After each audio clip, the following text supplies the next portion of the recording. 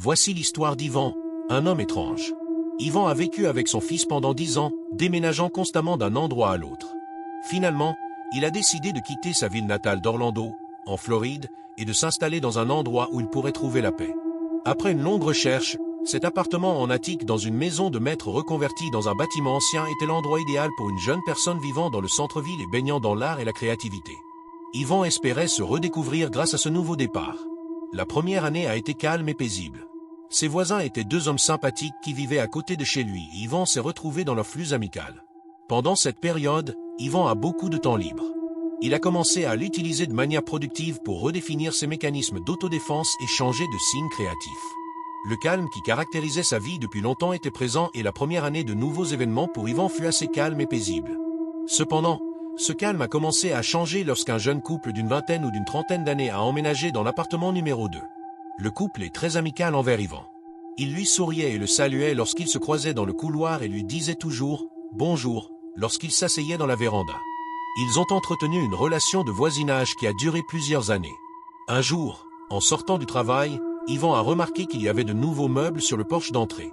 C'était le signe qu'un nouveau voisin avait emménagé.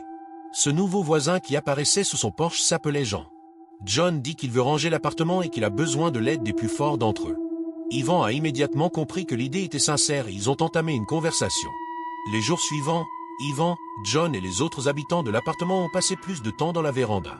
Par un beau temps printanier, ils ont lu des livres sur la véranda, travaillé sur l'ordinateur ou simplement profité du silence. Au fil du temps, la véranda est devenue un espace communautaire où les résidents se rencontraient, discutaient et appréciaient la compagnie des autres. Grâce à l'initiative de John, un nouveau sentiment d'appartenance est apparu dans l'appartement et Ivan était heureux de faire partie de cette atmosphère chaleureuse. Quelques jours après avoir rencontré John, Ivan l'a vu assis dans le jardin d'hiver avec un autre voisin. La moto de John avait été volée dans le garage.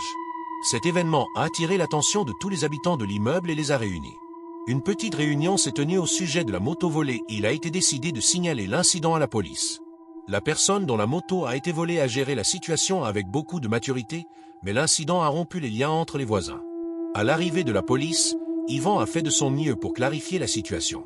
Compte tenu des circonstances de l'enquête, une tension tranquille régnait dans l'appartement. Le lendemain, après le retour d'Ivan de l'hôpital, c'est là que les choses ont commencé à devenir bizarres. Son colocataire nous a dit que John s'était en fait présenté sous le nom de Sean. Avant Ivan, nous pensions qu'il s'agissait d'un malentendu. Mais ce soir-là, le nom de Sean est revenu. Lorsque l'autre colocataire d'Ivan est arrivé ce soir-là, il a dit que Sean était sorti et avait demandé de l'aide pour sortir ses affaires du garage. Sean, qui ne portait qu'un short, est sorti sous le porche. Le lendemain matin, Ivan s'est réveillé devant un spectacle encore plus étrange. Sean avait laissé un tas de déchets au milieu du porche. Parmi les déchets, il y avait une porte de réfrigérateur cassée. Cela a donné à Ivan une mauvaise impression de Sean. Il remarque maintenant que le comportement de son nouveau voisin devient de plus en plus inquiétant. Il y avait du verre brisé et des déchets partout. Dans un coin du jardin, la terre avait été creusée et un bébé y avait été jeté au hasard. C'était un spectacle troublant, étrange pour Ivan. Ils ont pris quelques photos pour documenter ce qu'ils ont vu. Ce n'était pas seulement un désordre difficile, mais aussi une situation étrange. Ivan a immédiatement appelé le propriétaire et lui a expliqué la situation en détail. On pensait que Sean n'était pas entré dans son appartement et qu'il ne lui avait pas parlé. Mais inconsciemment, on s'opposait à cette idée. Ivan sentait que quelque chose n'allait pas chez Sean, mais il n'arrivait pas à savoir de quoi il s'agissait. C'est alors qu'il est surpris par des cris venant de l'extérieur. Il regarde dans la chambre et voit Sean en train de jeter des déchets dans le jardin. Sean criait tout seul au milieu de la rue. C'était une crise de colère totalement incontrôlée.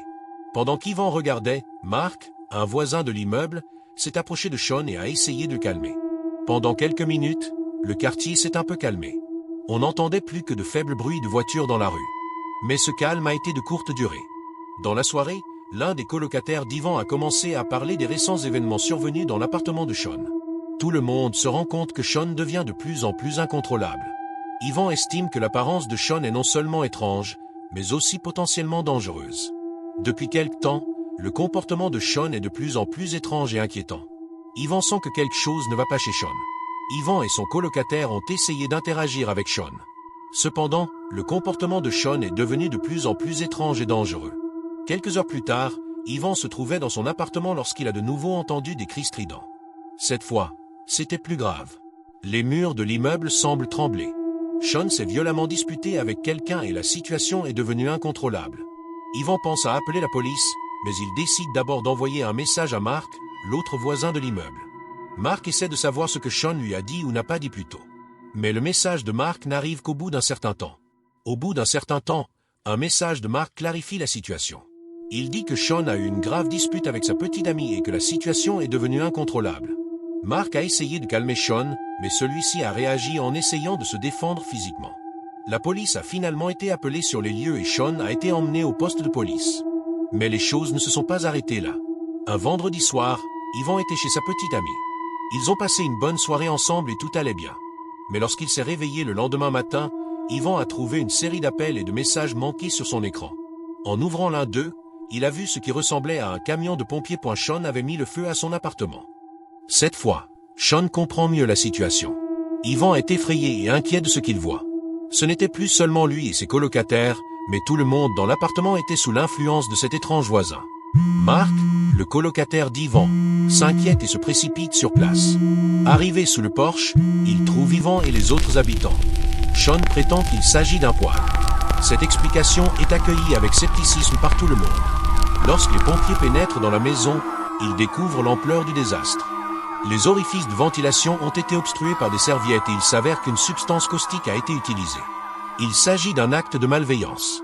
La police est appelée et Sean est arrêté sur le champ. Cependant, malgré les inquiétudes de tous, Sean a été arrêté par la police après l'incident. Plus tard dans la semaine, Sean a été relâché. Le lendemain, Mark a appris que Sean avait été libéré le lundi. Cette nouvelle a choqué le voisinage. Avec la réapparition de Sean, il craignait quelque chose. Et comme il le craignait, le mardi soir, quelqu'un s'est introduit dans l'immeuble et a endommagé plusieurs appartements. En particulier, l'appartement numéro 2 a subi d'importants dégâts. Des symboles ont été dessinés sur les murs et des graffitis haineux et horribles ont été inscrits sur la porte arrière. On y trouve notamment des phrases telles que « Land of Pig, libre et massacré ». Ces écrits étaient clairement dirigés contre Sean. Mark a pris une ordonnance restrictive à l'encontre de Sean après cet incident. Mais Sean était complètement hors de contrôle. Tout le monde dans l'appartement s'inquiète de ce que Sean pourrait faire ensuite. Ces événements ont provoqué une grande peur et un grand désespoir parmi les résidents. Ivan avait l'impression que la situation s'aggravait de jour en jour. Mercredi soir, Sean a fait un nouveau geste. Cette fois-ci, il visait les effets personnels de Mark et du colocataire d'Ivan. Sean a essayé de réveiller Ivan pendant la nuit, mais Ivan était plongé dans un profond sommeil et n'a pas réalisé ce qui s'était passé. Lorsqu'il s'est réveillé le matin, il a trouvé un message de Mark sur son corps.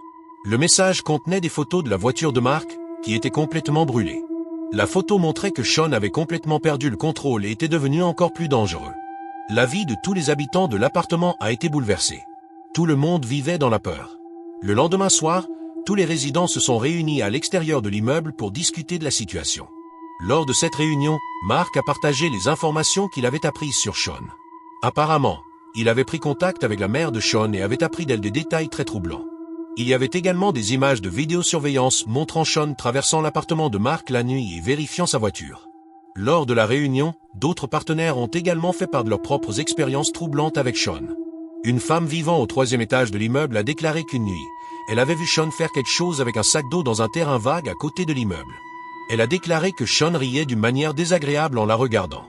Un autre portier du 4e étage a parlé de poèmes étranges et de notes inquiétantes laissées devant sa porte. Les détails de la rencontre ont été donnés par la mère de Sean.